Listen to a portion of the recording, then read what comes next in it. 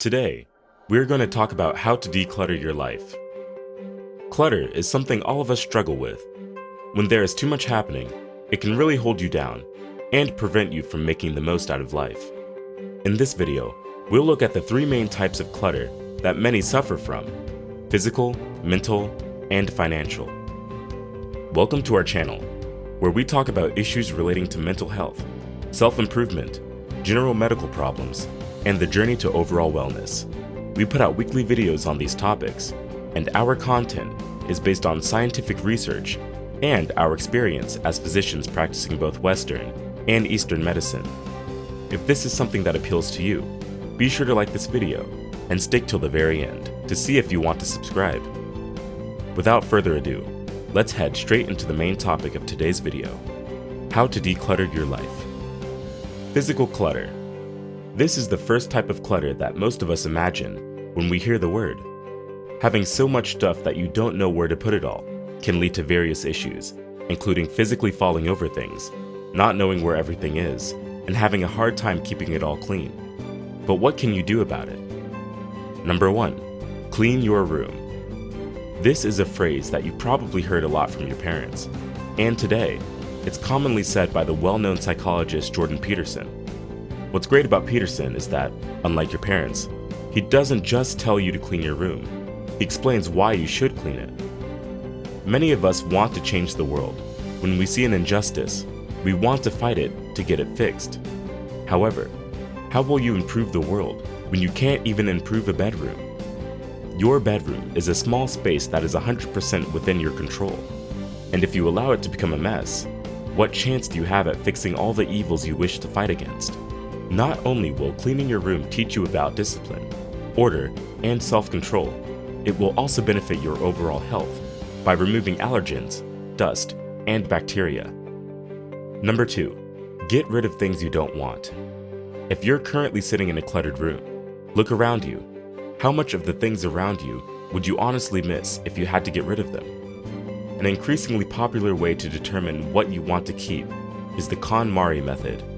This is where you hold an object and ask, does this spark joy? If it does, keep it. If it doesn't, get rid of it. This method can be beneficial. We all have items we got years ago and haven't used since. However, the problem is that some things don't spark joy, but it would be foolish to get rid of them. For example, I certainly wouldn't say my bottle of all-purpose cleaner sparks joy, but getting rid of it would make my bedroom dirtier. Instead, we would recommend looking at your items and asking relevant questions, such as, how often do I wear this? Am I likely to reread this book? When was the last time I used this? Don't keep items that you neither want nor need. Number 3. Throw, donate, mend, sell. When you decide what you don't want anymore, the next step is determining what to do with each item. Your 4 options are to throw away, donate it to a thrift store, fix it, or sell it. Putting anything into a landfill should be an absolute last resort. If you can, do your best to avoid throwing items away. It's terrible for the planet. However, if an item is so damaged that no one would buy it in a thrift store and is beyond repair, try looking for places to take it for recycling. If an item is still in good condition, but you have no use for it, decide whether it should be sold or donated. Things such as clothing, old toys, and books are better to donate, as selling them can take a lot of time with minimal payout. Call up your local thrift store to see if they would have any use for your items. More expensive items can be sold instead. For example, if you have a $1,000 Louis Vuitton bag, it might not be wise to just give it away. The final option is to fix it. This is for things that are not currently usable, but could be with some DIY.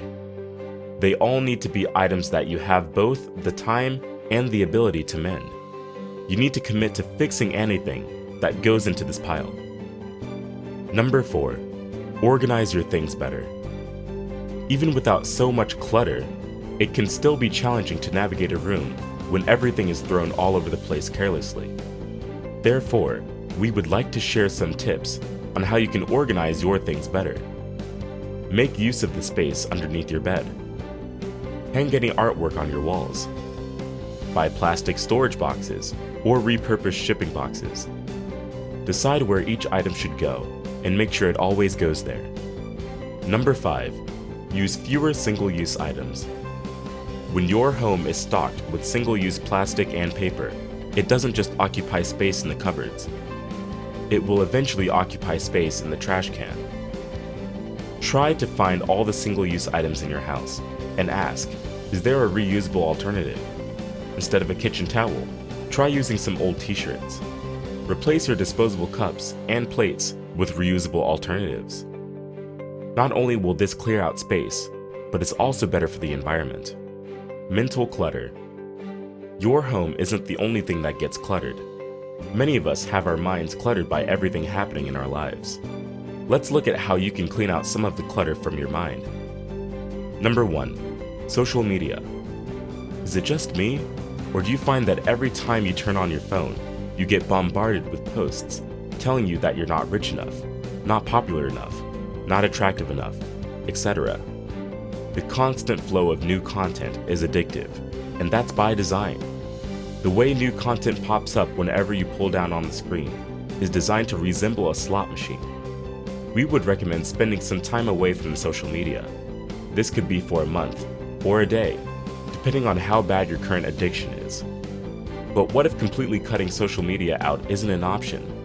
Before you log on or open the app, ask yourself, what am I going to do, and how long will it take? These questions will prevent you from just scrolling aimlessly. Number 2. Work. These days, many of us have to put in extra hours at the office. With the cost of everything rising, many have no choice but to work harder. However, working too hard can actually be counterproductive. If you constantly work like a robot, your brain becomes tired, and the quality of the work you can put out goes down. As you can't recharge, you can't expect to work as efficiently as you usually do. Before you start your work, try to see if there's anything you could cut out. Is there anything that you're just doing to impress your boss? If you allocate your tasks based on importance, you will soon see that many of them are not worth your time. It's also essential to decide when you're taking breaks. As the old saying goes, if you don't decide when to take time off, your body will decide for you, and it won't be when it's convenient. Number 3. Relationships. It's always natural to want to do our best for everyone around us. Life would be much harder if it wasn't for all the incredible people in it, and we want to return the favor by being there for everyone else. Many of you watching this are parents, children, spouses, friends, workers, bosses, community members, teachers, uncles, and parents. As great as it can be to have other people in your life, trying to do what you see as your duty to all of them is sometimes easier said than done. The first step is to make sure everyone is aware that you don't just belong to them. If someone expects you to wipe your schedule whenever they want, tell them it won't happen. You will find the time for them, but they need to respect your needs too. Of course, it's natural to want to prioritize some people over others. Perhaps you want to give your family priority over your friends, or your boss priority over a potential romantic partner. Just make sure your priorities don't turn into your onlys. Number 4. Post-work tasks. When you get home from work, do you sit on the bed and do nothing? No. What you do after work depends on your lifestyle, but typical tasks include cooking, cleaning, walking the dog, being with friends, reading, watching TV, helping neighbors, or preparing for the next day. Whatever you plan on doing, there are 2 questions to ask yourself. Number 1, do I want to do this? Do you feel under any sort of pressure to do something? For example, I gave up watching Game of Thrones when I realized I wasn't really enjoying it, and was just watching it so I could talk to others about it. Number 2, what benefit will this bring me? Some things might not be too fun. However, they bring significant benefits. For example, I don't want to clean my house, but I hate living in grime. Therefore, although I might not want to, I make an effort to clean my home. It's also important to note, you don't have to go hardcore with everything. For example, if you clean, you don't need to clean the house until it's spotless. If you go to the gym, you don't need to go for 4 hours a day. Finding the balance between what you want and what's good for you is the key to a happier mind. Number 5, politics. Nobody can deny that a lot is going on in the world. Just take a look at the cost of living crisis taking place right now. What makes it worse is how easy news is to get. In the past, you would need to wait until 10 p.m. to watch the news on TV. But now, thanks to social media, we have a constant flux of information. Although it's essential to understand the world around us, it's equally important not to let our lives become consumed by it. If there is a cause you really care about, see what you can do to help. This may include donating money, writing to a politician, or even making lifestyle changes. But once you've played your part, relax. Delete social media apps if you have to. Much of the mental clutter about the news is out of your control. Financial clutter. Finally, we have financial clutter. Things that clutter up your bank statements and leave you with less money than you should have. Number 1, stuff you don't use. If I told you that once a month, I go to a local ATM, take out $10, and put that $10 into a bin, what would you think? I'm guessing you'd call me crazy. But do you have a gym membership? How often do you go? How much data do you get on your phone contract? How much do you utilize? Do you have any recurring bills for services you no longer use? Look at what you're buying to see if you're spending money on things you don't use. Number 2, single-use items. Earlier in the video, we discussed why single-use items can clutter your physical space, but they can also clutter your financial space.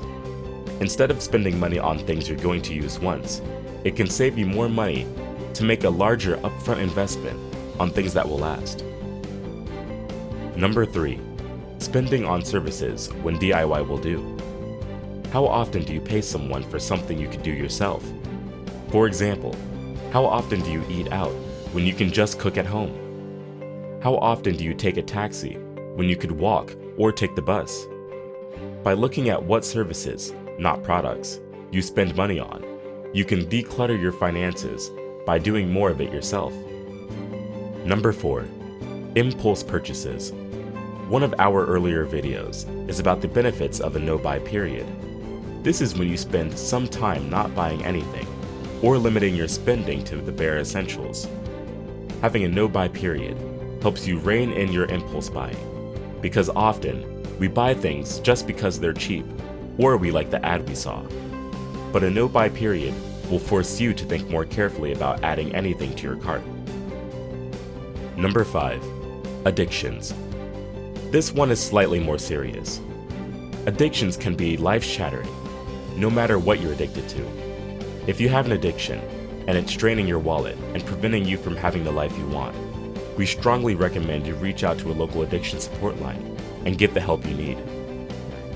What kind of clutter is bothering you the most at this stage in your life? What tips or tricks have helped you get rid of clutter in the past? Sound off in the comments and give this video a thumbs up if you found it helpful. And don't forget to subscribe for more content like this. If you find this information helpful, we're sure you'll enjoy this other video from our channel too. Until next time, we wish you a happy and healthy day.